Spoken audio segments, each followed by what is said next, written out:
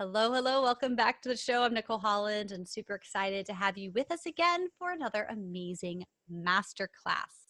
My guest today, Tom Casano, is the host of the Sure Oak podcast and an SEO expert. Tom's podcast, the Sure Oak podcast, is a weekly show with interviews from digital marketing experts and thought leaders. Tom's the founder of Sure Oak, which is an SEO agency. He is an expert at link building, content optimization, keyword research, and search engine optimization strategy. He lives in New York City with his wife and two children, and it is such a pleasure to have him here on the show today. Welcome, Tom. Hey, Nicole, how are you? I'm so excited to be here. I am excellent. I've just been having so much fun yapping with you before we hit record that it's like, oh my gosh, time to get this show on the road. But why don't you share with my audience a little bit about what you're doing on a day-to-day basis to serve and support your clients? Yeah, for sure. So we're an SEO agency, and there's a lot when it comes to SEO because Google's algorithm has so much complexity, and there's a lot of different ranking factors and signals that they're using. So for the most part, when we're helping businesses, get more organic traffic to their website to, grow their sales or get more leads or whatever their goals are, there's three primary areas we focus on, which I can get deep into. But just to give you a bit of an overview, one of those activities would be keyword research and optimizing content. A second area would be creating great content. And a third area would be link building, which is getting authoritative backlinks back to your website. And then there's even more areas. There's technical aspects of SEO so that Google can crawl and index your website. And I could talk about this stuff in depth and forever, but hopefully that gives you an idea of how do we get more traffic to a website? What do we need to do so that Google will rank a website higher in the search results and allow the business owner to get more traffic to their site? Awesome. I'm super excited to get into this because that's what my people want to do. So, what are some of the complaints or problems that you're hearing people say they already have before you're like, I know how to help you? Yeah, so a large part of what people often see is that they're not ranking for a keyword they want to rank for. If you're an e-commerce store selling sweaters and you search in Google, buy sweaters now, and you're like, I'm on page 5, like why won't Google show me higher in the results? That would be one thing. Another is no traffic or very, very little traffic from Google.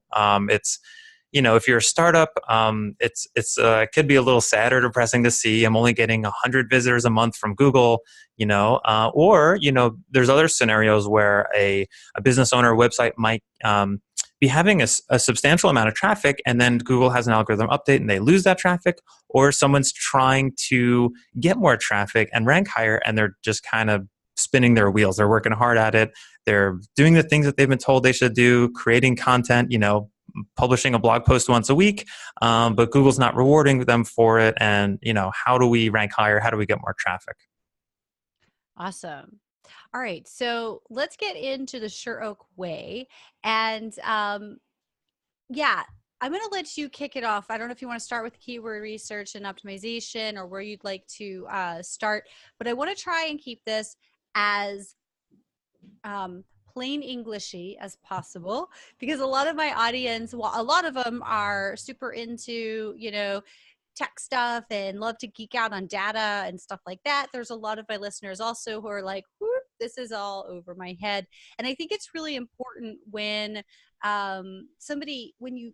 when you hire an agency, when you hire a service provider, whatever it is, same with in my work, I think it's really important that you at least have a fundamental understanding of what you're hiring for, because oftentimes we pay somebody to do something and we don't understand what they're supposed to be doing. And so that sets us up for a lot of disappointment. And I think this is such a gift that you're here with us, because a lot of my listeners who want to hire somebody else to take care of the SEO, I think is really important that they understand the basics. So with that, where can we start for what people need to understand at a fundamental level? Yeah, thank you for that, Nicole. It's a really good question, a really good way to frame it. So I think one of the first things to begin to think about is think about it from Google's perspective. Or, people use Google basically all day long, right? So we know what we're doing. We type in some words, we hit the search button, and we're getting these results. So what Google's ultimately trying to do is give their users whatever they're looking for, right? If you say pizza near me, Google kind of understands what you're looking for and gives you those results. So Google is sort of our partner. We're not only trying to optimize for what Google wants, but Google is optimizing for what people want, right? You search for how do I don't know, like clean the mildew off my bathtub. Like, we're trying to help people find the information they're looking for. So with that in mind, you begin to work backwards from, okay, someone's searching for this information, which is called a keyword, right? So a keyword is just whatever we're searching into Google. How do I remove mildew from my bathtub? Excuse me, that would be the keyword. And we need to give that information on our website, on a web page, about how to do just that. We need to be aware of the keyword and know this is the actual keyword people are searching for. Because oftentimes, as business owners, we might assume that someone is searching for, if I'm a red sweater e-commerce company, I might assume people are searching for like buy red sweater, but maybe they're searching for like what are the best types of red sweaters, or uh, is cashmere better than wool, or my wool sweater is itchy. What do I do about it? I mean, I don't know what those are, but we can't just assume. So this is where keyword research becomes so important, because Google's going to give us that data exactly, and they're going to say exactly, here's the search, right? It's called a keyword. We can call it search terms or queries, is a fancy way of saying the same thing. Here's what people are searching at Google, and here's the amount of searches every month they're doing for it. And so when you start to get that data, and there's tools that do this, I mean, this is where it becomes more and more sophisticated the deeper you go into it. But you'll basically see, okay, for this keyword, maybe there's only 100 searches a month, and for this other one there's 1,000 searches for a month, and maybe there's another one there's several thousand searches a month, and the one you thought that was like the keyword, there's like 0 searches or like 10. So you really want to know, what are those opportunities, how many searches are happening per month for that keyword. To take that a little bit further, you can decide if you want to know within the country, or if it's internationally, or maybe your local business, you're just in New York City and you want to see, how many searches are happening for these keywords every month. And of course, you want to know what the actual keywords are, because like I said, oftentimes you assume it's one thing and you find out people really want to know this thing, but they don't, there's not really that much interest in that other thing. And to take another little dimension there is, some of these keywords are going to be very competitive, and some of them you're never going to win at. I mean, if you search for buy computer, the first results might be Best Buy and Amazon. And if you're an e-commerce company selling computers, you're probably never going to be number one or number two unless you're going to be Amazon or Best Buy. So you got to find the other opportunities. So people will search for things like best computers 2018, or latest laptops that are fast. I mean, I'm making these up as you can tell, but those might be less competitive. And so you can find those kind of opportunities. And the whole reason we're doing this exercise of keyword research to know what people are searching for is, when we're going to optimize our website, we're actually going to create the content that people want to find. We'll know what the keyword is. We'll know how many searches are happening per month for it. And then we'll know where to focus our energy. So rather than you or I, Nicole, coming up with some ideas like, I think people might want to know about this thing, we'll know exactly they're looking for this. We need a piece of content about this. And we might even decide this keyword is so important or gets so many searches, we want to go like make an extensive piece of content. We want to have it a 2,000 word blog post. We don't want like a 300 word page, because it's not going to be able to get as much visibility when people are searching on Google. And we want to use that keyword. And this is what part of what optimization means, of search engine optimization. We're optimizing for the keyword people are searching for. So if people are searching for how to remove mildew from my bathtub, we want to use that keyword in the title of that web page or blog post. We want to use it in the headers of that content. We want to talk about that, and we don't want to get spammy and weird and just keep repeating the same keyword unnaturally throughout.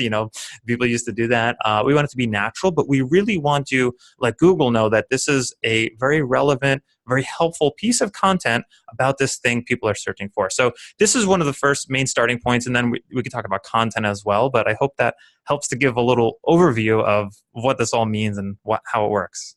Yeah, so it's certainly helpful to me. And I've got a couple of follow-up questions about that. So how frequently should we be, or should the person we hire be looking and searching for these keywords? Ironically, it doesn't change that much that fast unless you're in an industry that it's very cutting edge, like cryptocurrency or AI or VR. Those kinds of changes in the keywords will change quickly. For instance, if there's a new technology that comes out for virtual reality today, it might have had 0 searches 3 months ago, and today maybe it has 2,000 because this new thing just happened. But generally speaking, they don't change that much. You might look from a year ago or 2 years ago for let's say I'm a plumber in New York City. And that's kind of my keywords, like plumbers in New York City, best plumbers in New York City, plumber to fix my clogged toilet right away. I don't know what people are searching for. Those are probably going to be pretty stable and consistent. And, they'll adjust and they'll change, but not substantially. Maybe it goes up or down 10 or 20%, but where most people make the mistake is they're not even aware of what the keywords are, and they're not even aware of how many searches are happening per month. And they're not even aware that they don't have a piece of content talking about that thing that people are actually searching for. It's a great question, by the way.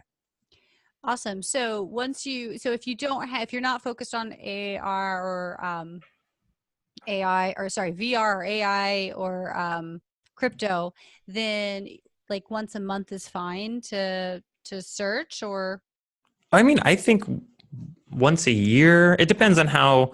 Yeah, it depends on how much time and effort you're putting into it. But I can go, like I'm saying, I think if I go back and look at a business I'm thinking of, if I look at the keyword volume from a year ago, 2 years ago, and look at it today, it's probably not changing very substantially. So it's a little more like set it and forget it, which is nice. It's a little more evergreen where you build content, you did your keyword research. Like the website I'm thinking of, it's called Life Coach Spotter. And it's a life coaching website. And we haven't done anything for a couple of years for SEO, and the traffic stays the same. The search volume is mostly the same. It changes a little bit, but like not a huge amount. very cool. So if we're gonna do our keyword research, I know there's a gazillion different tools and all the stuff, and I know that there's also probably some trade secrets there that you take, that you do for your clients. But are there any sort of suggestions you can make that somebody, if they after this interview say, oh my gosh, I'm so inspired, and I was so confused before about keyword, research and all this stuff, and it was something I just wanted to ignore and let somebody else do. And now that Tom said this, I realize how important it is and how simple it is to do it once, to set it and forget it for the most part. Can you give us a couple of tips on, for if we want to do it ourselves, what can we do, like right now, not right now, but when this interview is over? Yeah, for sure. There are a lot of free different keyword tools out there, and it becomes questionable of what data is most accurate. There's paid tools.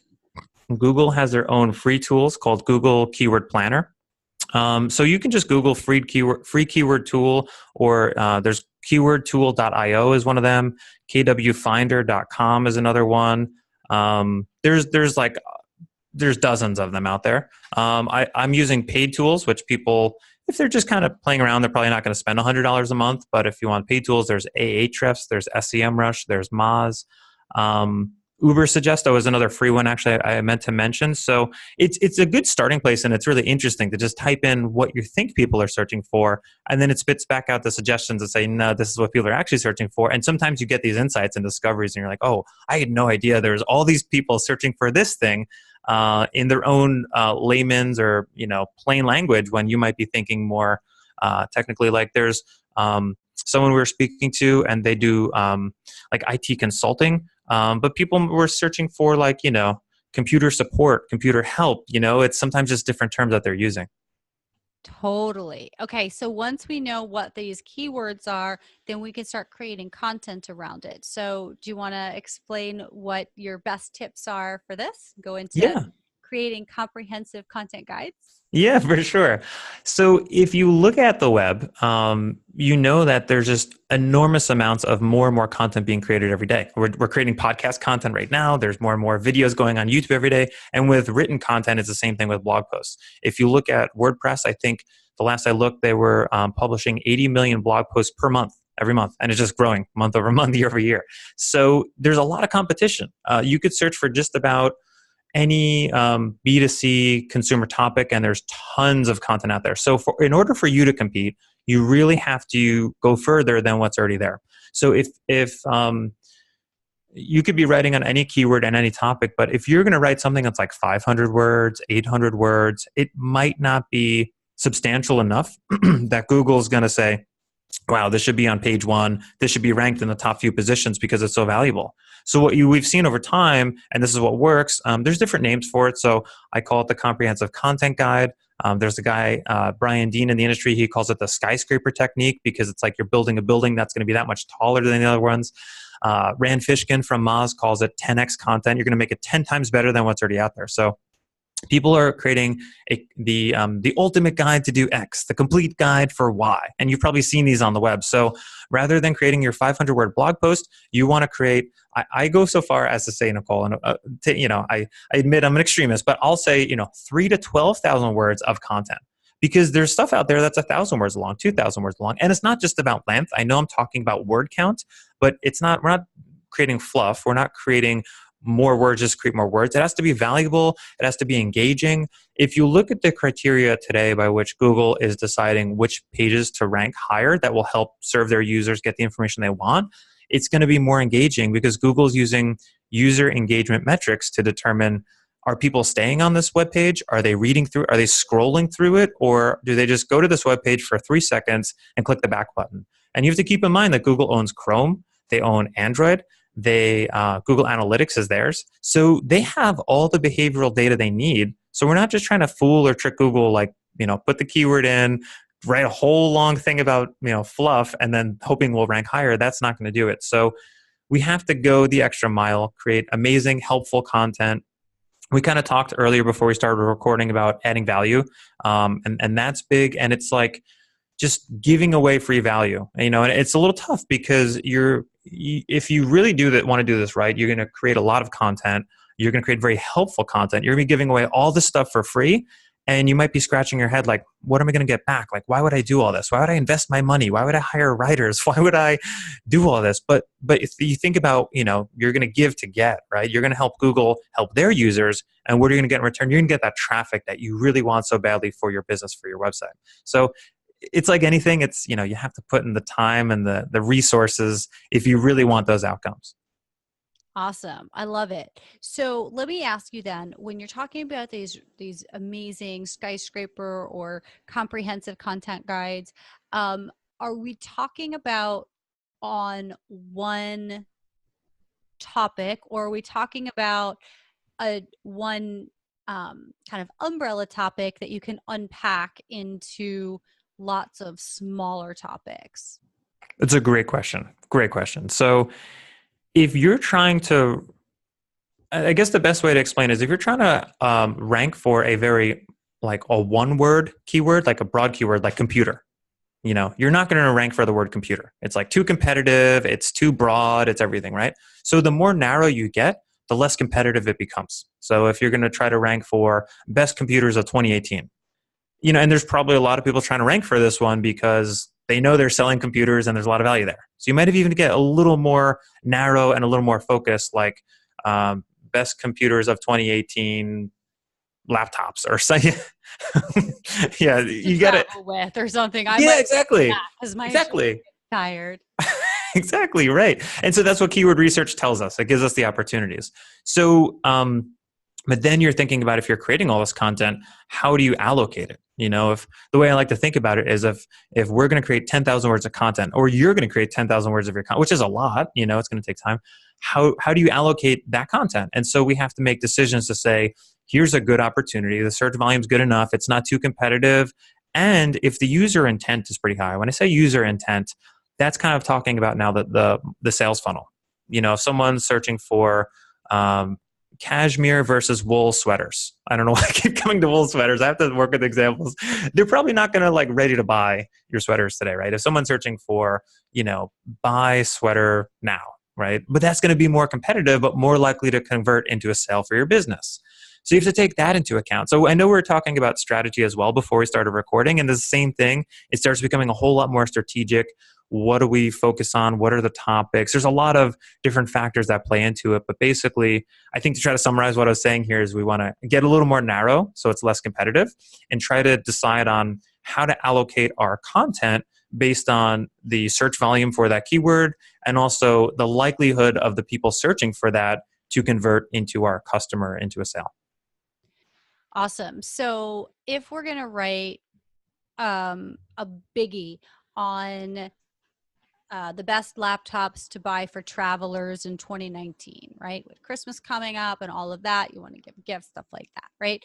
So, or you want to, for whatever reason, like that's, you know, we're going to go 2019 and actually we're recording this in 2018. This actually won't be out until 2019, but whatever your, you know, whatever your thing is, but that's Let's so talk about 2020.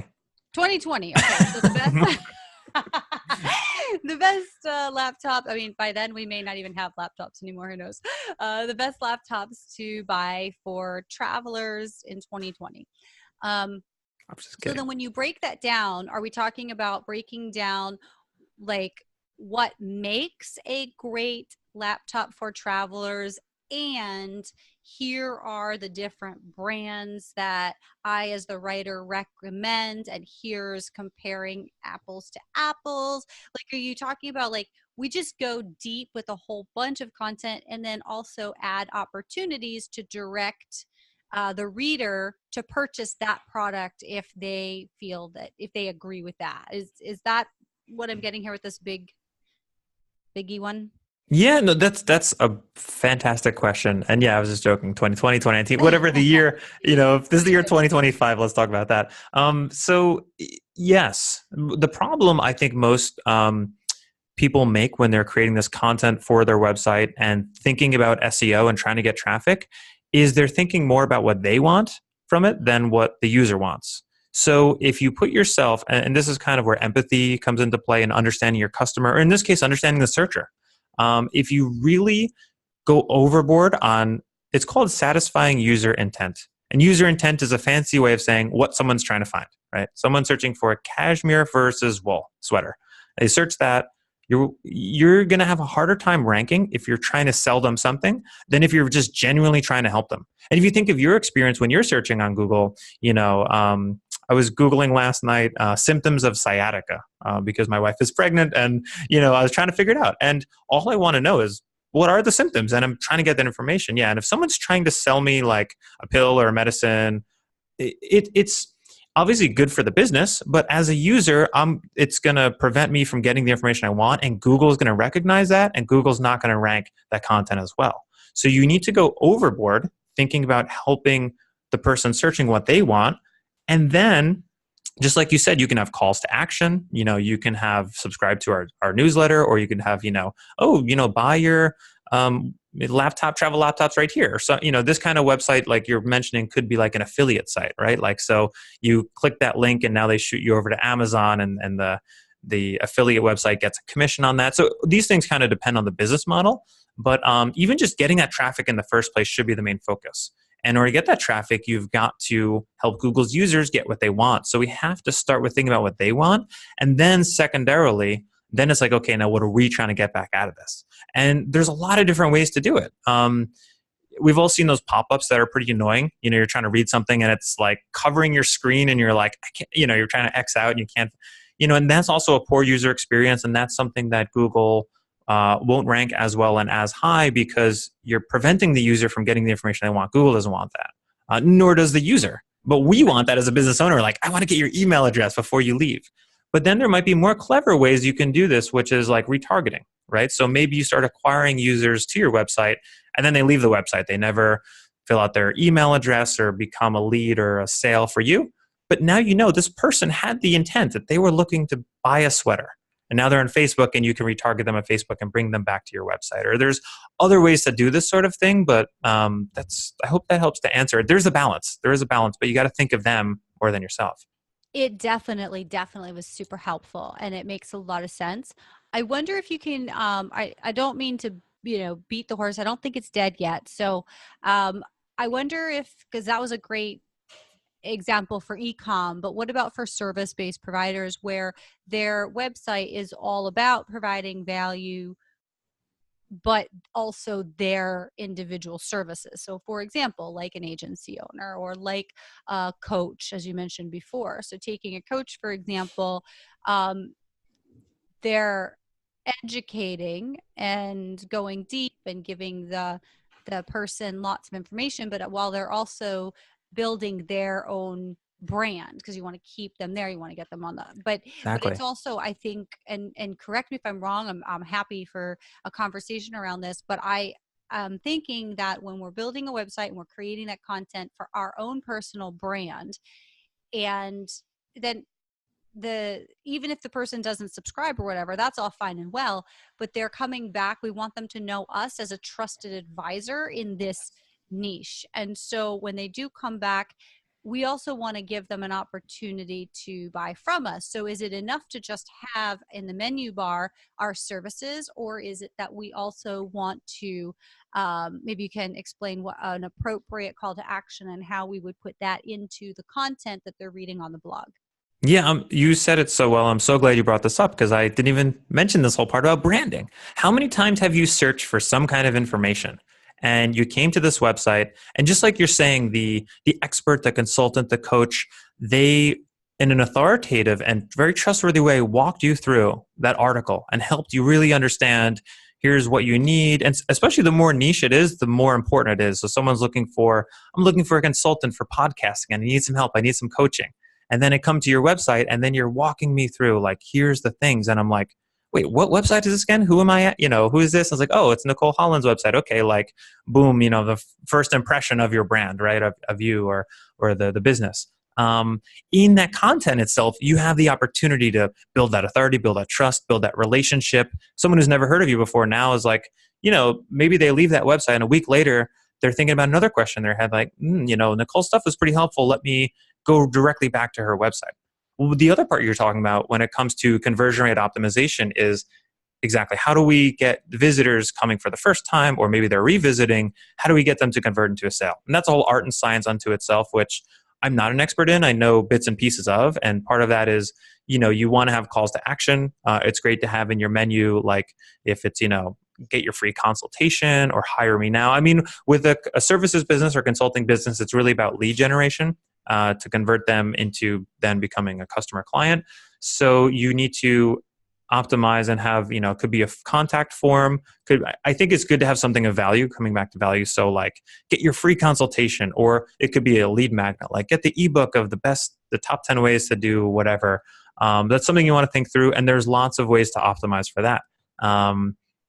You could spend a lot of time in that, but I guess most people struggle with getting the traffic or getting substantial enough traffic that it matters to sit there and optimize and get your conversion rate from 2% to 3%. Because if you're not really getting much traffic, then you can optimize that stuff all day. But if you don't have the numbers to start with, then you're not converting much of anything anyway. Awesome. Well, thank you very much for that. So, should we talk about link building and what is link building? Because I think we hear terms again. If we're not tech savvy, if we're not in the industry, if we don't really understand SEO or didn't before we started this interview with you, um, link building could be just seemingly either super simple or super confusing. So let's go there. Yeah, we can. We would leave out at least half of all of the important SEO stuff if we didn't talk about backlinks and link building. So to try to give a broad background, if you think of Google's been around for about 20 years.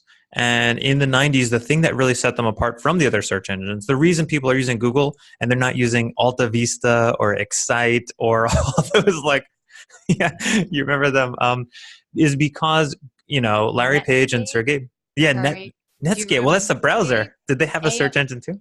Yeah, oh, that was AOL. the browser. Okay, yeah, no, but like go for search like Yahoo and Hotmail, and they all had their own Exactly. thing. There's like dozens of them that we didn't even remember. And when Google came into the market, it seemed like, why do we need another search engine? But it turned out that there's the famous story that Larry Page downloaded the whole web onto his computer and then was able, and the whole way that Google was able to give a better search results and help people find what they're looking for is because they crawled the whole web. And what does it mean to crawl the web? It means you go to one web page, you look at the links on that web page, and so this is like a robot or like a program doing it, right? So kind of like a human would click on the link. It's called a spider. right? So Google has these things that go out, and it's kind of like clicking on that link and seeing where that next page goes to. And it's hopping around from all the links on the web. This is why it's a web, because it's all connected through these backlinks. And Google's able to crawl all that. Oh my Big gosh. insight. I just had the clarity. I didn't even ever put web and spider together. And now why it's called a spider totally makes sense. Isn't that cool? I know. Oh And my crawling, gosh. crawling the web like a spider. It's a big metaphor. So good. Yeah. Well, good. This is a great conversation. Yeah. So there goes Google crawling the web, and then they start to realize, remember this is like 1998, and this is Google trying to do this not like a human being saying like the Wall Street Journal is a very authoritative source, but just having it do it on its own as a program. The spider crawling the web starts to say, oh, the Wall Street Journal keeps getting all these backlinks back to their site.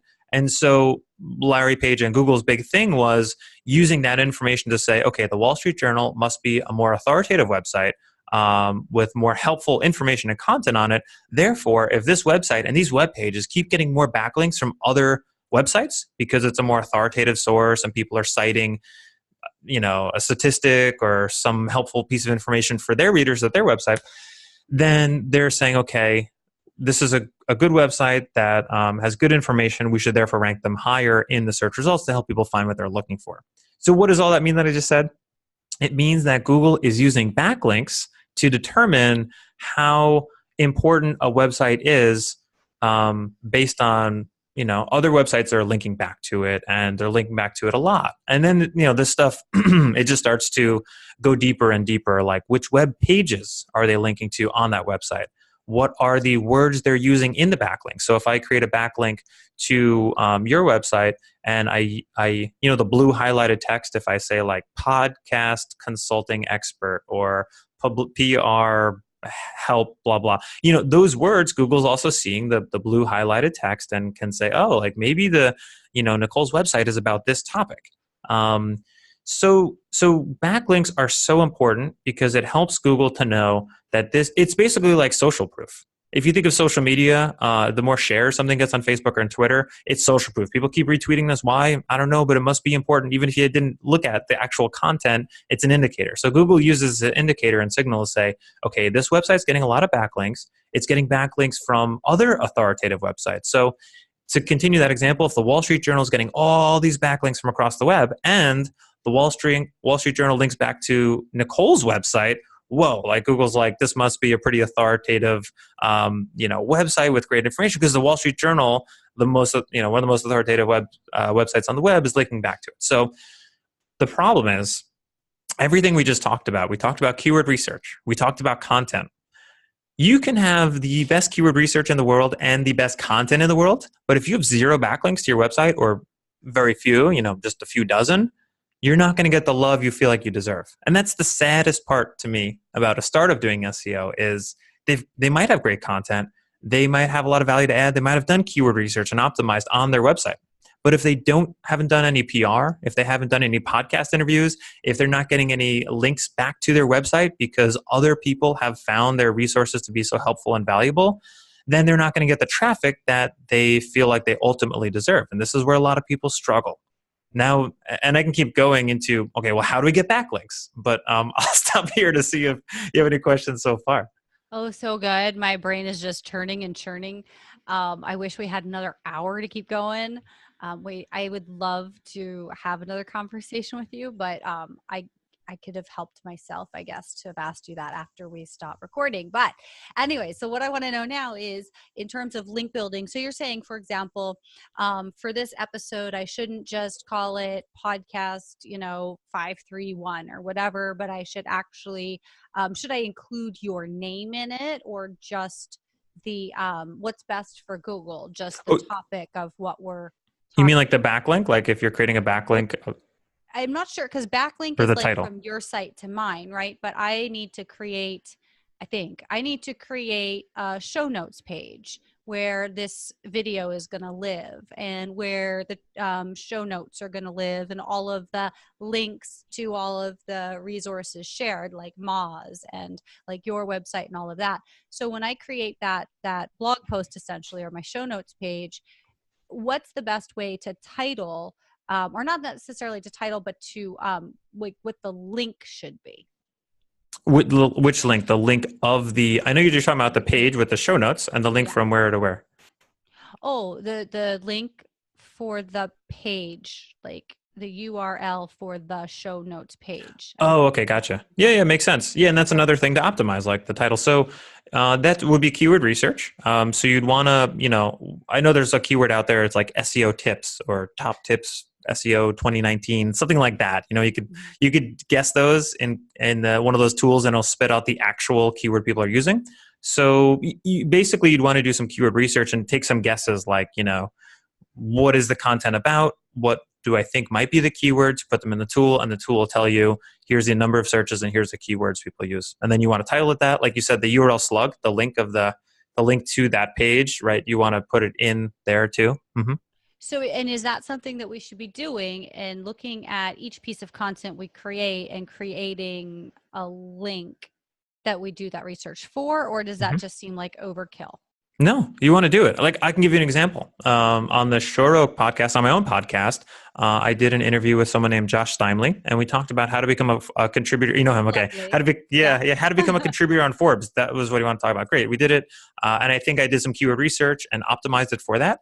And that page, for some reason, it'll and he linked to it, so that's kind of back to back links, and it's on page one for when people search for like how to become a contributor on Forbes. And it's not the top, but there's other stuff. Maybe it's position 5 or 6 or 7, but it gets clicks, it gets traffic just because it did some keyword research and made that the title and the. So exactly what you're saying. Because I'm an SEO and I geek out on this and I love it. I will just optimize and do keyword research for Yeah. any piece of Something's content just we a create on our website. given. What's that?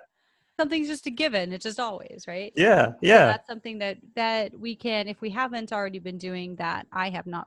I don't even have a website at time of recording. It's still in process. Um, and so, but that's something that for every blog post, for every podcast episode, for every piece of content we put out, leveraging the key or using the keyword research and adding that into our URL will also help us get visitors to that page. 100%. And it's one of the biggest mistakes I see most people making, which I kind of gave as an example. Someone says, oh, I've heard I should be creating fresh content and we do one blog post per week every week forever.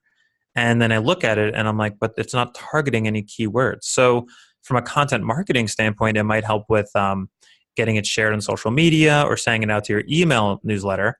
But if you don't just take and now it maybe takes me 5 minutes or it's not very long, right? But when you're starting out, it might take you some time to figure it out. But if you're not just spending that little bit of time to figure out what people are actually searching for, you're missing out on a huge opportunity. And the real way to do it is to do the keyword research first and then create the content, because oftentimes people want to talk about things, and it's not again, from a content marketing standpoint, it could be really good if you just have returning visitors to your website that'll check your new blog post, or you have subscribers to your email list or stuff on social.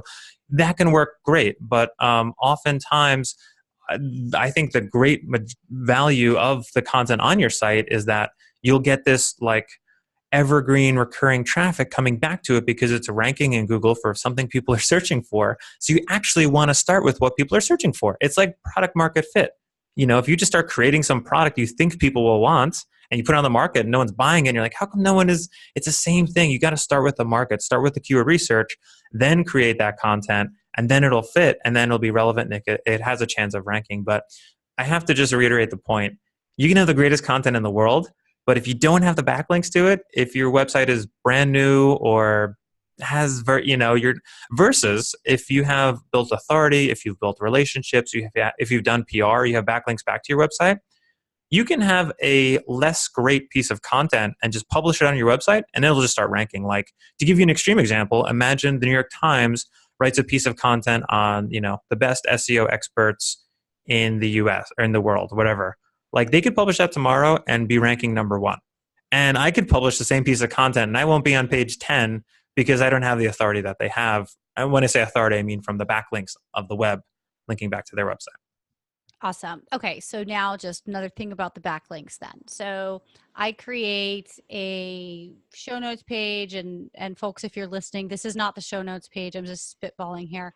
So I create a show notes page for this interview where it's like the NicoleHollandshow.com/, SEO top tips. Let's just call it that for now, right?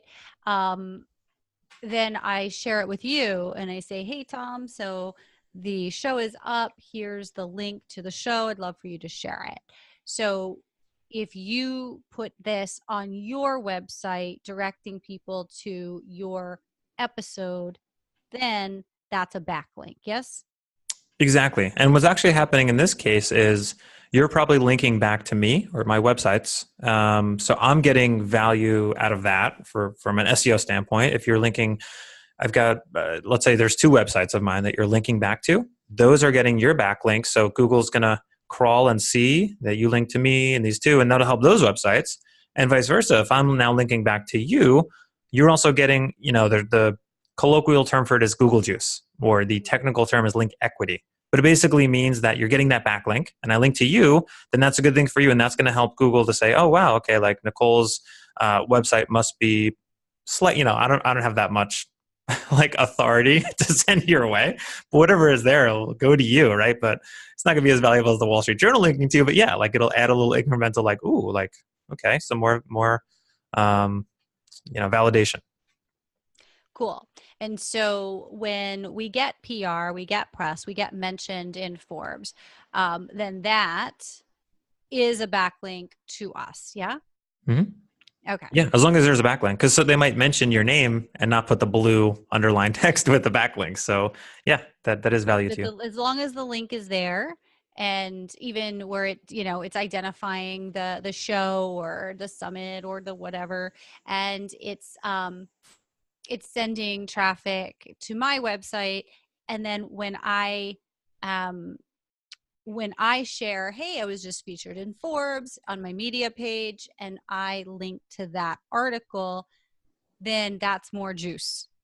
Well, you don't have to link back to them. If you're I getting the don't. link, you don't know. No, if you're getting the link back to your website, you're golden. And maybe it's a favor, or maybe you want to point people to it. So it's not a bad thing. Or you could link back to the Forbes article that linked to you, but you don't have to, and you don't want to be, there's an old tactic called link exchanges, which is kind of like, it's like you link to me, I'll link to you. And then you start doing that with Yeah. 100 people. And then Google's like, this is fishy and a little spammy and this is no good. So you don't want to take that too far but it's, you're not intending any harm or anything. It's just, But that's that just could do something to harm. keep in mind. You The don't want things to take that it I too think far. is like, of course, I'm always going to link to the things where I mentioned and stuff, but Yeah. that Yeah. actually could be more detrimental than not. I know. I think it's just detrimental if you take it to an extreme and take it too far. But yeah, if you were getting backlinks back from Forbes and Entrepreneur Magazine and Wall Street Journal, like let's say tomorrow, 100 of all these websites linked right back to you,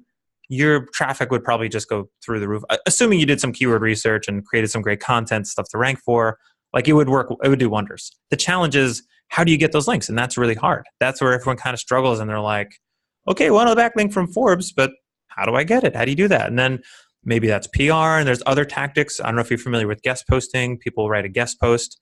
Some people will create infographics and try to get those published on other websites, or there's sometimes directories out there. There's like all these little tactics to get backlinks back to your website. But it's a very time-consuming, labor-intensive part of SEO is getting backlinks.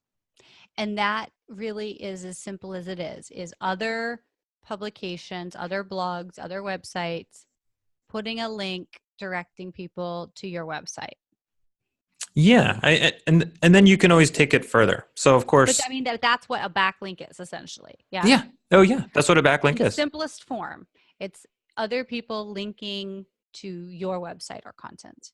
Exactly. Yep. And it's the same thing when you do it on your website. If you're in WordPress or wherever, and I'm going to link over to this Wikipedia article on such and such, and you publish it on your website. Yeah, you've got a backlink now over to Wikipedia. So I don't want to complicate it, but you can have a backlink coming to your website, and you can have a backlink going out to another website. So it just depends. You want to get the backlinks coming to your website. That's what you care about for SEO. You get backlinks coming in, that's great. And then not for SEO, but in terms of affiliate links, those are also considered backlinks to the other site. Yeah. Yeah, so those are supposed to be, I was trying to not bring this up because I don't want to get too technical. There's two types of backlinks. Okay. One is going to be counted for Google, one is not going to be counted. So when you're linking to an affiliate site, because you're just trying to direct the visitor there to go to, let's say, Amazon to buy something, and then you get, I don't know what the commission is, 10% back, you would tell Google, don't count this as a backlink to them. And So so there's that's this the like, no follow. oh, you know it. See, I don't know. I'm asking that's that's it. the You've no heard of it. follow means. You know Got it. it. So no follow is for links that are affiliate like that Google won't care about anyways. So you just help the spider out, if I'm understanding. And then you don't want to hit no follow if it's a link that's real content. Yeah, it's like I think blog post comments are a great example of this. If you look back 10 or 15 years ago, there was this tactic where in order to build links, people would go onto blogs, write a comment, include their link, and publish it. And then spammy link builders took that too far, and they would, if they were working for you, they'd go off and write 500 blog comments across the web. And now it'd be great. You'd have all these backlinks, right? Or they'd create a program, piece of software that would just go all over the web and like spam the web with all these blog comments and link back to you. So there was a time when that worked. I don't know the year, maybe it's 2005 or 2008. But then all the blogs caught on and Google caught on. And so then they said, okay, we're going to automatically mark these links as no follow. And that just meant that even if someone came to your website, automatically created some spammy or low quality blog comment with a link back to their website, it's automatically marked as no follow. And that tells Google, just ignore this, don't count it. And you don't want it to hurt you, because if your website is starting to link out to 100 low quality spammy sites, that's going to reflect poorly on you. So that's the no follow link, is basically just telling Google not to count it. And now other websites will use that as well, because if, let's say, like Facebook would be an example. If you get a backlink from Facebook, you might be like, ooh, I got a backlink from Facebook. But actually, they're all no followed, because Facebook knows that anyone could just spam up their entire news feed or whatever with these low quality links. They're trying to get links. So that's not counted by Google. Awesome. Thank you for explaining that. And it looks like we're going to get a little bit long here, but you're still okay if we go a little over, yeah? Yeah, we're good. Okay, awesome. So let's talk user experience. Cool. Oh, yes. So user experience is a relatively newer ranking factor because Google's just getting so good. It's everyone knows it's, I guess creepy is kind of the word, because they just know things and you're like, how do you know that stuff? But they're just so sophisticated. I like to think of it as if they can like read and understand your content, and not, they just have so many Like data you have points. a conversation with somebody, or you think something in your mind. Oh, I wonder what it would be like to, to go to Tahiti, and then all of a sudden, all of the you're seeing ads for Tahiti. I don't know. Yeah, no, exactly. Right. Exactly. There's so much data being collected, more and more. So when it comes to user experience, again, we have to think about it from the standpoint of the person doing the search in Google. That person, like, have you ever done a search in Google and you click on the link and you're like, great, I'm going to read about how to remove mildew off my bathtub, which is something I personally struggle with. Maybe this is why it's my example. And you click on the link and then you're on your phone and you're just kind of like waiting for it to load. And you're almost like counting the seconds. You're like, when is this thing going to load? Oh my God. And then you're like, forget it. Just back button, like find a new result, right? That would be a very poor user experience. And so page load speed is one of these ranking factors, because Google knows if you have to wait 10 seconds for the website to load, you're going to be unhappy. You're not going to find what you wanted, and you're frustrated, and you hit back. So Google's tracking all that. So user experience is a very broad term because it means a lot of different things. So one example of that would be page load speed. Another example would be, like, for instance, the font size. Have you ever gone to a website and it's like, 8.8 pixel, or too big, too small, too big, or the colors, the contrast, whatever it is. So you need a great user experience to be able to get the information and get what you want. So the point of this is, the better the user experience on your website, the better the user experience for someone seeking information that you're trying to deliver them on your website, whether that's how fast the page loads, whether that's how the text is, whether that's like the design, or whether that's the satisfying their intent. Again, that's the fancy way of saying helping the searcher find what they're looking for. That's all part of the user experience. The better that is, the higher the likelihood that you're going to rank higher and get more traffic. And a lot of that is maybe more qualitative, but Google is just so sophisticated that they can basically know and figure like, how do they know? They have all these ways. They're collecting data in Chrome, so they know. Someone came to your website for 2 seconds and hit the back button. Well, Chrome now knows that. Google now knows that you didn't really help them find what they're looking for. Or they came to your website and they sat on your page and read it for 4 minutes and went deep into it. Google's like, this must be a helpful piece of content. Maybe we should rank it higher. So that's user experience, also very important for SEO. Amazing. Oh, this has been so much fun. This is not going to be our last time talking anyhow, because I'm going to be on your show, but we'll definitely have to schedule another time because Tom, this has been amazing. Before we wrap, is there anything I didn't ask you about that you feel like is important to add to this masterclass? It's a great question. So we covered a lot of the nitty gritty activities that have to be done for SEO to get your website to rank higher, to get more traffic to your website and grow your business. And I think it's just when we zoom back out and we think big picture, we start with what do we want to achieve? Typically we want to get more sales or more leads. Then we think about, okay, how do we want to get traffic? What are the keywords? What are the people we're trying to get to the website? So I suppose like most marketing activities, there's the outcome and the performance we want as the results. But to get those results and get that performance, we have to go into these different areas and focus time and effort and energy into performing them. So I think, sometimes there's a disconnect because where I struggled for the first few years when I was doing SEO, this is how I learned it, basically just in the trenches. I was doing activities that did not drive results. And so there's lots of things that you might hear like, oh, I have to optimize this little thing or add there's all kinds. I could think of examples like schema is a fancy term people might have heard of, or image tags is another thing. So there's all these little nitty gritty things, but really to drive results and to move the needle, to get the performance and the outcomes you want, you have to focus the time and energy on the right things. And this is something people get wrong. So they'll create content, maybe they'll do keyword research, but maybe they have no backlinks to their website. Or maybe they'll do some keyword research, but they'll create a 500 word piece of content. So I'm just trying to bring home the point that we talked a lot about the most important ranking factors. And that's why I think they're so important, because you can spend all day long with the 200 ranking factors and trying to do everything. But I think you should just spend the time doing the most impactful ranking factors that'll move the needle for you.